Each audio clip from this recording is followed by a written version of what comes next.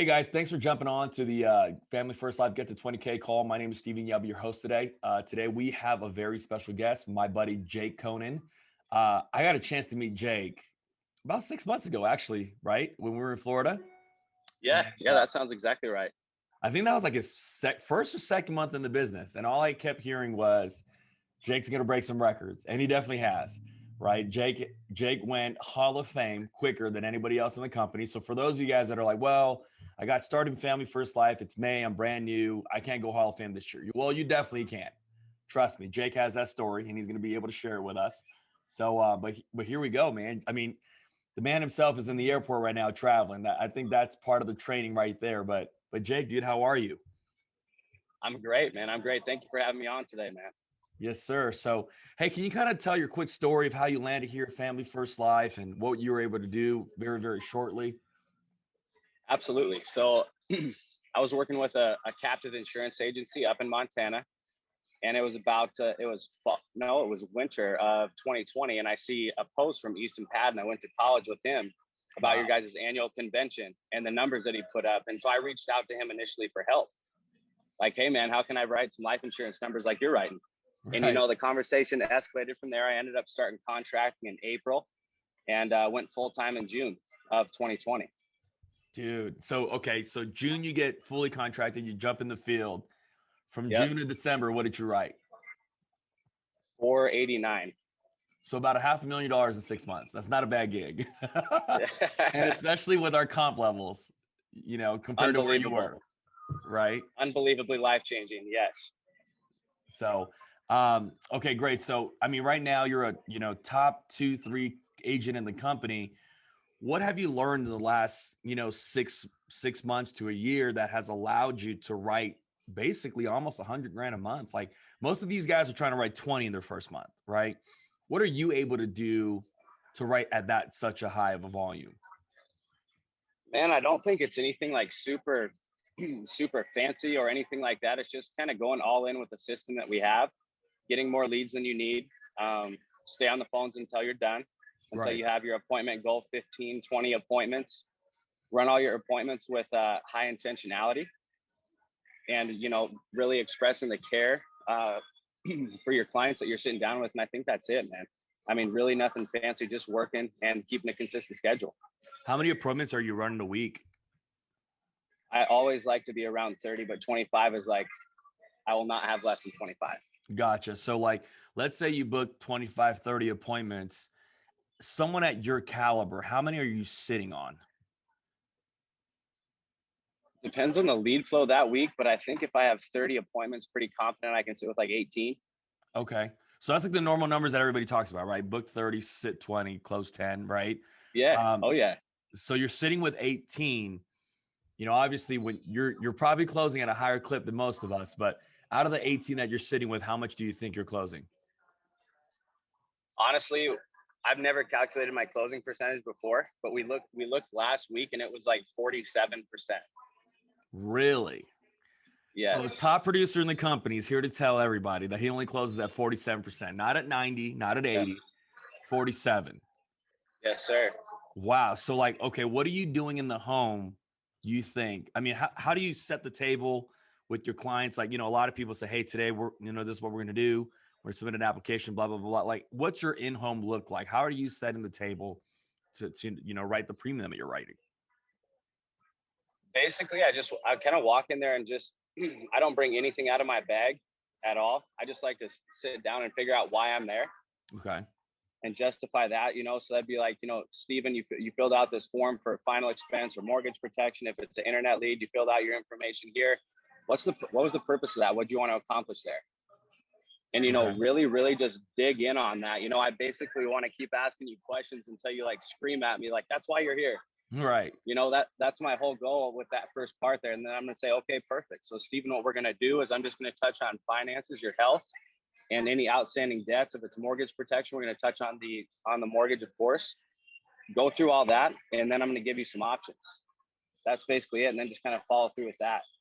Gotcha. So how deep are you going in their finances when you're doing a financial inventory? Are you trying to break down their budget? I mean, obviously you sell good premium too, but it's not like you're closing every app for 500 a month, right? Nope. So what are you doing to establish their budget and all that stuff when you're in the home? I just like to know about the big bills. I don't want to get through and go all the way down to like a Netflix subscription, because I feel like some people get like a little bit testy about that, So like, do you guys have a mortgage? Okay, if you don't have a mortgage, what's your rent? Because I mean, shelter is always going to be your biggest bill. And then, car insurance. Do you have a car note? Do you have any child support? Do you have any alimony? How many cars do you have notes on? Just the really big stuff. And that'll kind of give me a good projection of, kind of how to deliver a product to them at a certain price. Gotcha. So, okay, once you do that, are you a top-down sales guy? Are you a 3-option close? How do you lay out the options for them? So for the longest time, I would literally just give one option. Okay. And I would top down close from there, and kind of read the body language a little bit, right? If they're getting a little bit weary about it, I'm going to say, Steven, like, I can tell you don't really like this one, so I don't like it either. The whole point here is to have something enforced when it's needed, not buy something right now that you're just going to have to cancel in a few months because it's too big. So let's bring it down a smidge. Having something is better than nothing. That was my approach for the longest time. And then recently I've been having some pretty decent success with showing 3 options, and then having them circle something and then just moving forward with that like immediately and not even second guessing it. Do you ever get trouble with people giving you, for example, their social security number, their bank account information? Like, how do you close when they pick an option or, when you show the options? I honestly just get right into the application. I mean, if you know what product is going to be best suited for them after you go over their health and they circle it right away, I just move right into the application. If it's Americo, I just let them know, hey, Steven, we're going to see if we can get you approved. I think we can. I'm going to go through a page of personal information, have you sign a HIPAA authorization, allowing Americo Financial to access your past 10-year pharmaceutical report. That'll come back and let us know what we're working with. So I like to get into price before I get into the application, just so there's no discrepancies kind of at the end. Like, oh, I didn't think I was buying this today. It's like, no, we're buying this today. Right. Right. So, I mean, what objections do you get most in the home? Because the other thing I tell people too, it's like the difference between someone that produces at your level versus a regular Hall of Fame producer versus a regular 20K producer is we all get the same objections. Right? Oh, yeah. How do we overcome those objections? How good are we at the rebuttals, right? So like, what do you see in the home and how do you overcome those objections? I mean, the most common one that comes to mind first is the most common one for everybody. The infamous, I got to think about it. It comes in many ways, shapes, forms, sizes, but it's still kind of at the root source. I got to think about it. So I was getting that so much at my last job that I decided to put something in place to address that up front. So like after I tell you what we're going to do at the initial appointment, like, we're going to touch on finances, the mortgage, your health, that type of thing. And then I'm going to say something along the lines of, Steven, most of the people I sit down with after we pick a product and they feel comfortable with the price, they feel comfortable giving me a yes or no answer on if we're going to proceed with the application or not. Do you feel comfortable doing the same thing as the rest of my clients? Nice. So like if they say yes and then tell you they got to think about it, how do you overcome that in the back end? Steven, do you remember you were the one that circled that price there? Mm-hmm. And also, do you remember telling me that you would give me a yes or no response at the beginning of this appointment? Because I don't care if you get this or not. I don't care what the price is. Like, I'm good. But you did tell me you'd give me a yes or no response. It kind of just gives you that one leg up there. Right. Right. So how much pushback do you get when you do that? Not a ton. Because I mean, I always try and do it like lightly, not like I'm like, verbally assaulting anybody. It's like, Steven, you told me you'd give me a yes or no response here. Would you mind doing me the service? I feel like I did a pretty good job today. Right. Just lay it on them gently, but usually not a ton of pushback. And if there is, then I want to figure out what the pushback is. And 9 times out of 10, it's going to be price. They just chose something a little too big. So we just got to bring it down a little bit more. Got it, man. Well, dude, that's money. And see, one of the things that I think new agents struggle with is they don't understand how to set the table up early enough before you start the entire appointment so you don't get objections at the end. Where if you do get objections, you already hit on the answer, kind of like you said, right? For brand new agents that are struggling to get to that, 20K mark, what do you think is the biggest thing for them? Do you think it's their in-home? Do you think it's the lead purchases, phone script? What do you see? Because you run a big agency too, right? I think it's, if I had to pinpoint one thing, I would just say pick your activity up. Right. That's it. More activity on the phones. Maybe squeeze in 5 to 10 extra appointments over the course of a week. If you're not running Sundays, maybe run some Sundays. Just buy some more leads. Start with that, and then that's going to be correlate to more reps inside the house, and you're going to figure out how your word tracks are going to work best for you. What does your lead bill look like every single week? Man, so I have some direct mail for sure. I have some final expense direct mail and some mortgage locked out, but you can't really control when those come in. So you definitely need to have backups. I love working the 1-month-old internet leads because they're not getting bombarded by people anymore. Right. And I've had a lot of success with those recently. They're $4, by the way, and there's a ton of them. The instant internet leads are good. And then also like the older mailers, like the final expense age mailers, they're $1.50. I mean, holy smokes, if you're not attacking those things, I don't know what you're doing. Right. Those are great. Because seniors love buying more insurance. It's just crazy. You know what I mean? Because we've been on those appointments where we're like, hey, what kind of insurances do you have? And they bring out like 7 policies. And they're like, we're going to buy yours too. But see, when we met in Florida, and this is the part that was fascinating, because we had a few new writers that, were there with us, and they were just writing, 20, 25 grand a month. And they were, they were new in the business, very similar to yourself. And I remember Zach told me, he was like, dude, Jake writes more than them because Jake spends more than them. That's it. What is your monthly lead bill ballpark? I would say, weekly, I can be right around 8 to sometimes 12 if I really got to make up for some stuff like that. That's on a weekly basis, so I'd say probably like 20 to 25. 20 to 25,000. Mm-hmm. Okay, and that's why you write 80 to 100. Oh yeah, right. Because I don't want to dial the phones all day long. Especially when you have other agents that you need to help.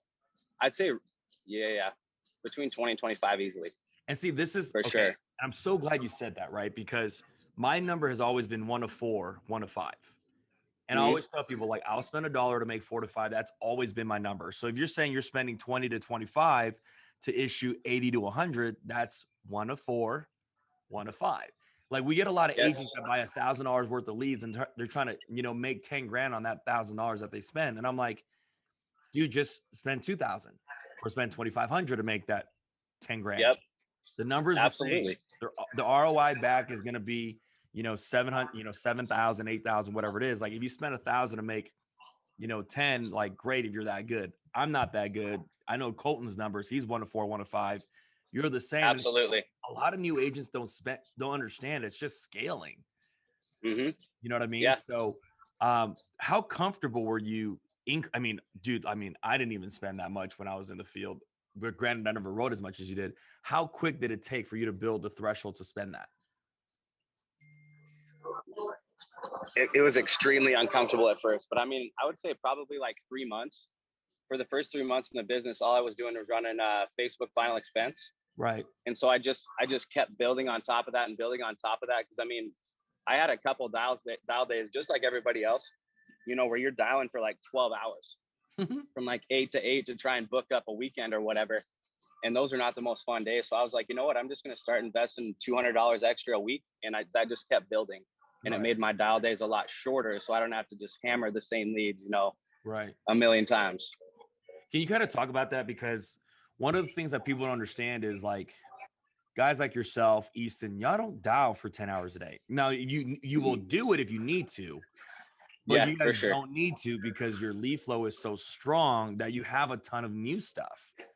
Mm-hmm. Right? Like, you spend $8 grand a week on leads, dude. There's no way you're not going to have people that know you're coming. Like, you booked 30 appointments. You're gonna sit on 20 for sure. Right? Can you kind of talk about how simple it is to dial the phone when you have the fresh stuff that comes in? Yeah, because it just really removes the emotionality. I think it's a really dangerous thing to underinvest in your business. That's the most dangerous thing you can do, to set yourself up for failure when new agents start out here. If you're comfortable spending 500, you have 1,000, but it's going to make you a little bit uncomfortable, spend 1,000. It's going to give you more leads. And then if that gets you 100 leads, let's say, and one person says no, you have 99 more leads to dial. Right. Like, just keep moving forward. All you need is 15 yeses every dial day, and you're good. Right. Right. It really removes that emotional bridge, the emotional attachment to like making sure that all those leads answer and have to say yes. Right. So let's go back to your Hall of Fame run. I mean, you did 480, 490 in 6 months. How big of a learning curve did you have to go through? Obviously, because you came from a capital company, it's not the same as what we sell here. So not at all.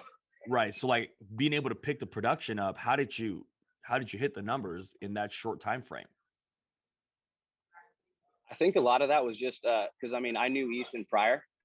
It was just a lot of trust there, because I mean, the month that I decided to finally make the switch over here, he did 93,000 in 1 month and then hit VP with only 3 riders, including him. So I was looking around kind of where I was at, and I was like, okay, no one is doing anything close to that. This guy knows what he's talking about. I'm just going to ask him what to do and copy it verbatim without questioning it. Right. You know, and you can always make up for your initial investment with action. You know, like even if you suck on the phones, which I totally did, go door knock. You know, there's free leads. There's like an entire block of houses, like everywhere you look, just go hit them. Right. Dude, that's massive. So like Nugget, for those of you that are on the call, recruit your warm market, because you don't know who's looking, right? As Jake said, he's known Easton. He went to college with him. So that wouldn't be a bad idea to start for you guys. And see, that's the thing, Jake. So we were running numbers, right? I was talking to Zach about this, and let's say you hire 100 people that are cold off, like, you know, job boards, right? Career Builder, ZipRecruiter, Indeed, whatever it is. The amount of people out of that 100 that you can transition to become a writer is like 14%. Wow. That's like normal, by the way. That's high. But if you were to recruit warm market, the chance of that person writing business is like 60%. It's like 4 times as high. Unreal. Because they have the trust factor of like, dude, I know Easton. Yeah. Right. Like, yeah, I went to college with that guy. That guy can do it. I know for sure. That's how I was. You know, the guy that recruited me, I've known him for 10 years. And the guy that recruited him, I known him for 10 years. So I was kind of like, all right, if they know how to do this, I can definitely do this. You know what I mean? So 100%. For those of you that are trying to build an agency, warm market's not it's not a bad place to look, because they already know you, like you, and trust you. So any nuggets that you would give, let's say you were hiring me as a brand new agent right now. I get started with your group. Let's say we sit down in place and I'm like, hey, Jake, I want to do what you do. Give me the plan. What do I got to do? I'd kind of just like go through your finances at first, just to figure out what we can do to start out with your initial investment. Right. And I would just have you start attacking the phones right away. You know, so if you don't live in a place close enough to be able to come into the office and like, let me help you dial and get your phone script down, I'm going to have you record them. Because I mean, dials is hands down the most important thing. You cannot get in front of, you have to get in front of people. Right. To be able to sell insurance, you have to get in front of people to be able to use your in-home skills and, you know, charisma and authenticity and all that stuff that you bring into the house, us as individuals. So hands down, the most important thing is the phone. So I would just say hammer the phones, and we got to figure out a way to connect on a daily basis with your script, whether that's going to be recordings, Zoom dials, anything like that. I think Zoom dials is like, it's very uncomfortable at first, very uncomfortable to unmute yourself and put your video on and let everybody else listen to you dial. Right. But you have to realize that every time you do that, you're going to be overcoming a mental obstacle that was there, breaking a barrier down, and you're going to get so much better at it. Right. And you're talking about dialing, and I want to talk about the black sheep in the room or whatever. Yeah. See, this is what was so fascinating, talking and learning about your guys' group. Yourself, Zach, Easton, you guys write a lot. Like, y'all write 60, 70, 80, 93 a month, 100 a month plus. And none of you guys use dialers. Not one. And it's fascinating to me because, black elephant or the white elephant, whatever, dude. I'm sorry. Someone's commenting on that. But what I'm saying is, like, we don't, like, in our group, there's people that are so scared to dial, they won't do the activity themselves to perform at the level that you guys are. Can you talk about how, like, I mean, having a dialer, they don't treat the leads like you do. They're not the ones spending the money. They're not spending $8,000 a week on leads. right? Yeah. Can you talk about that real quick too? So talking about having a dialer, so having someone not else dial having the a phone dialer. for you. Like why they suck compared to you doing it yourself, because you guys Got all you. book for yourself. Yes, 100%. I think that really shoots your business in the foot from the get-go. Because I mean, especially if you're going to hire, that person is going to come and look to you to teach them everything. So if you can't dial and you're having somebody else set your appointments, they think that you have to do that. You know, and you're not really going to be able to set the example for them very, very much and lose that trust very quickly because you don't have a long time to establish that trust with the people that you bring in. But it also sets the tone for you to walk into the house. So if someone else is dialing with you or dialing for you, that they heard a completely different person on the phone, completely different tonality. Right. They might have not have taken it as serious as they normally would have if you were the one dialing it, like taking control into your own hands. Right. You know, it's, in my opinion, it's kind of like letting somebody else dictate the outcome of your business, which I don't really like the thought of that. Right. Gotcha. Brandon Kitchings has a question. He says, what is Jake doing to get his new agents moving faster? Throwing them out in the field as soon as possible while they're uncomfortable, so they can get through the uncomfortability phase as quick as possible. Get them on the phones as quick as possible. Just act. Right. Do you get people, I mean, do you wait for them to have all their writing numbers, or they have a few carriers, you're like, let's go? So they get prosperity first, as you know, right? But right. We literally had two guys last week that went out in the field and they had paper apps. Nice. You know, and they wrote a couple paper apps. I wrote a couple paper apps to start out as well. I don't think that's a bad place to start at all. Gotcha. Just compared to someone being like W-2'd, because like if you start a job and you're W-2'd, it's going to take you 2 weeks to get paid. Right. So let's just get you let's just get you used to being out in the field, talking to people, go through the paper apps. Once you get your writing numbers, you're going to get a big fat check from America anyways. Nice. I like that. Joe Miller says, how do you get new agents with no experience started? Are they any different than a seasoned agent? Yes. I love the no experience agents a lot more. Me too. Because you get to teach them from the ground up. You get to teach them the stuff that works, you know, and they don't have any prior experience. So like no baggage, like holding them back. They don't ever come back and tell you, well, this is the way we used to do things, you know? Right. So if you're bringing somebody in that is licensed, I think being very upfront about that, like, hey man, we have a blueprint that works. This is different. So if you don't want to hold yourself back, literally forget about everything that you used to do and the way you used to go about business. And you can make your own tweaks after you get used to the blueprint here. Nice. There you go. For those of you that are on the Zoom, if you have any questions, feel free to shoot them in the chat or the Q&A. Rod Jackson says, how does your aged final expense and aged 1 month old internet leads phone script sound like? Very simple. I just call to verify information, you know, so it'd be like, hey, Steven, Jake here with the Benefit Center here in Franklin County. Just getting back to you about that life insurance inquiry you sent in. I just need to verify some information with you really quick. You put date of birth was 11/22 of 67, correct? Non-smoker. Got it. So I'm actually the field underwriter. I'm going to be out in your neck of the woods tomorrow and Saturday, helping some other folks out around the corner from you. I just need to drop this information off. You know, are you working, retired, kind of figure out that whole thing, but that's the body of it right there. That's right. It. Now, what is your rebuttal when they go, I already got it taken care of? Perfect. That's going to save me a lot of time. Just have that policy out when I get there. It'll save us like 5 minutes and I can check you off. Gotcha. So it's not even like you're not trying to replace it on the phone. You're not trying to, you know, dig out and see who the carrier is. You're just like, hey, get it out there and I'll mark it off when I get there. Yeah, absolutely. That's awesome. One of the ladies on the team said, do you call as yourself or do you call as a third-party agent? I call as myself. Okay. Have you ever tried calling in third person? I have not, but I've heard some other people do that are way better on the phones than I am. And I mean, it works for them, but I just like to be me. It's a little easier for me. Right. There you go. That works.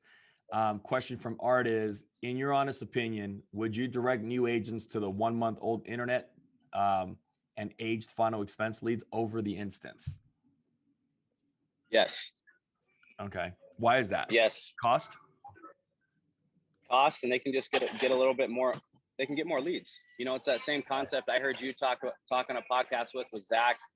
You know, it's like, if you get 50, you can get 50 instant internet leads, or you can get 100 1-month-old internet leads and age final expense leads. You know, the odds of getting 15 yeses are just a little bit better.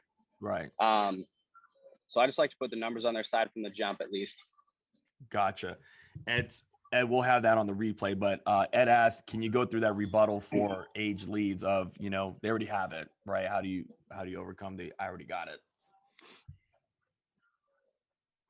Yeah, I mean, totally same thing there. Right. Question from Hassan is, what is the number one nugget you would share with a licensed agent coming into FFL?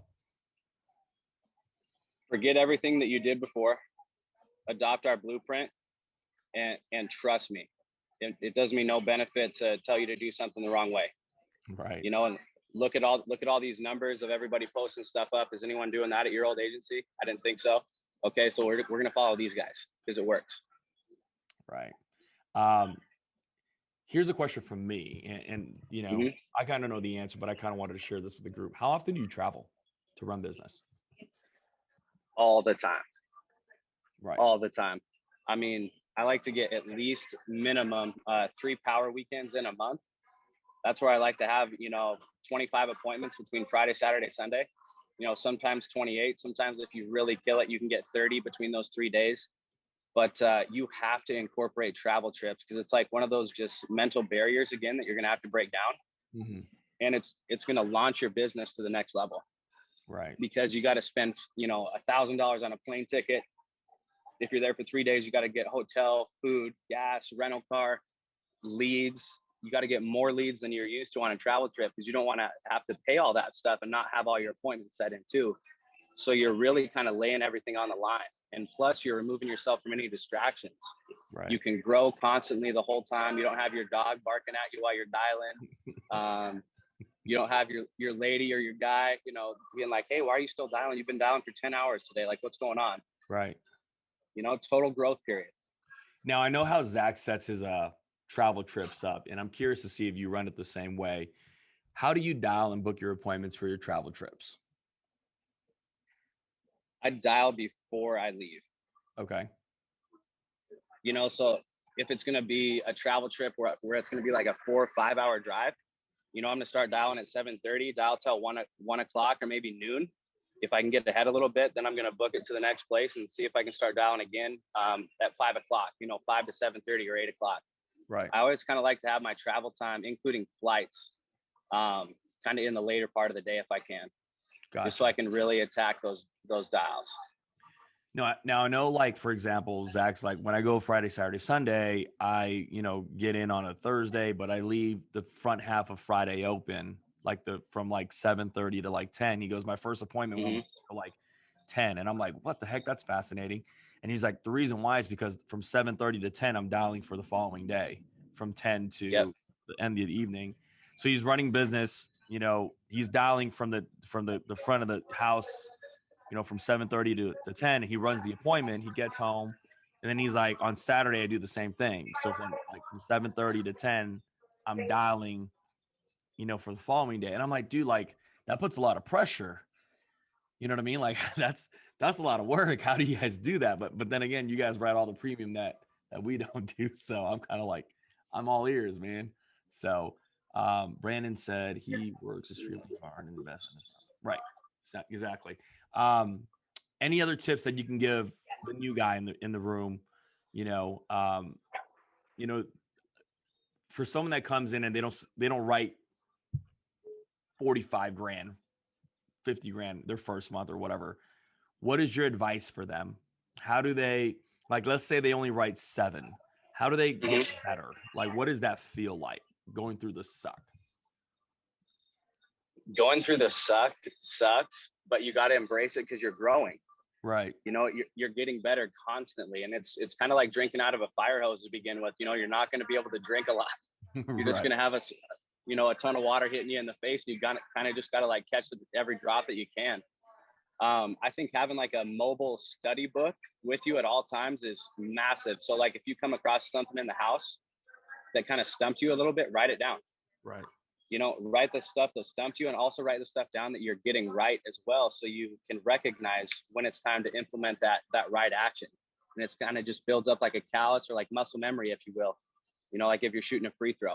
Right. How often did you call Zach? How often did you call Zach and Easton? All the time. Right.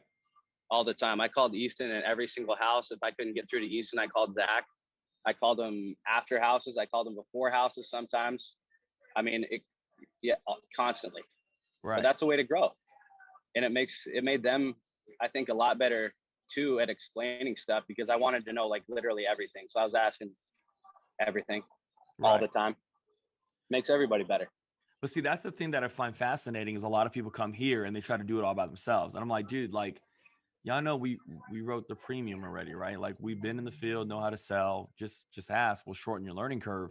But a lot of people, like you said, have an ego that want to do it by themselves, and they want to bring what they've learned from a previous company over here, or even a previous industry. Like, well, this is what I did when I was in sales for solar. You know what I mean? Yep. So, gotcha. Another question is, what goals do you set for your new agents from monthly AP to schedule? So I don't set monthly AP or IP goals for the agents at all. I set weekly and monthly appointment goals. Okay. Because everything is going to follow your activity. So like, per month, like for me, I like to have a minimum of 120 appointments, like in a 4-week month. Right. Right. And so those are the type of goals that I have my agents set, so they can realize the action that it takes for them to get that desired outcome, because the premium is going to follow, if you're diligent on the phones and, using the phone tracker, some stuff like that, like how many dials did you make today, and celebrating those. Like, okay, sweet. Today you made 500 dials. Last week you made 350. How many more appointments did you set? Right. Stuff like that, action oriented. Now, I know, once again, just learning from your guys' group, let's say like you said, you have 120 appointments that you're trying to run in a 4-week period. Let's say in week 1, you only booked 25. Does that mean in week 2, you're trying to set 35 to make up for the 5 the previous week? Yep. And if your schedule's kind of laid out, you can plan for that. Back to those power weekends, if I can get in 25 appointments plus, in a 3-day time period, and then come back again on Monday and dial and try and set between 15 and 20 appointments again, I just got ahead. Right. So if something comes up unexpectedly or whatever, you're always going to be able to hit that goal. But yeah, absolutely. If I'm 5 short, I just add it on to the next week. Right. Gotcha. Well, hey man, I mean, I don't know if there's anybody else that has any questions, but this has been phenomenal. I think we need to send this all to our brand new agents, because, it's just, Jake, like what we do is simple.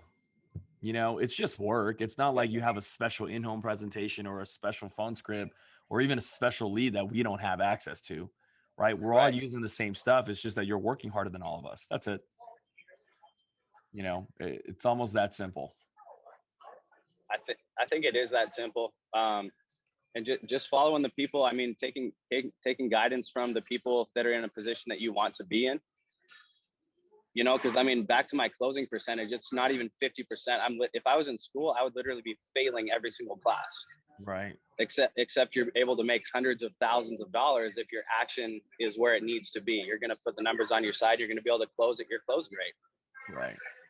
When you have your, because you're building an agency, a big one, in your group, how much do you think your weekend production covers the entire week's production? Like the percentage? Up until like last month, it was like 50%. At least. Yeah. And even like the full month, like in March, it was 50%. And this was like the first month where I think everyone kind of just like kicked it up a notch, started believing in themselves a little bit more, bought more leads, have more appointments, all that stuff. And it's kind of starting to come to fruition now, which is a beautiful thing to see.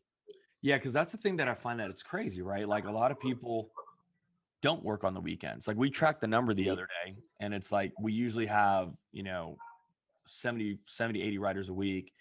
And it's like the amount of people that actually booked an appointment, not even sold, but just booked an appointment for the weekend was like so small. And we were just, I was scratching my head like, wow, people really don't work. And for me, it's like when I was in the field, I used to get like 70% of my production on the weekend. I'd write 10 grand on the weekend. Absolutely. And then Tuesday and Wednesday, I'd write 3 to 4 to 5. And I'm like, dude, I'm good. I'm at 14, 15 for the week, Yep. and it's like, I'm like, it's crazy to me because I'm like, if you don't work weekends, you just basically lost out, in my opinion, 60 to 70% of the money you're supposed to make. Absolutely. Absolutely. Weekends is everything. Because I mean, if you think about it, all the people that work 9 to 5 jobs during the week, they feel like they earned those weekends. They're going to take those weekends off, stuff like that. So Right. that's our time. That's our time to go in there and shine. And plus, we're blessed with the ability to be able to run business on Saturdays and Sundays when people are home and they're comfortable and they're in a good mood and they're happy.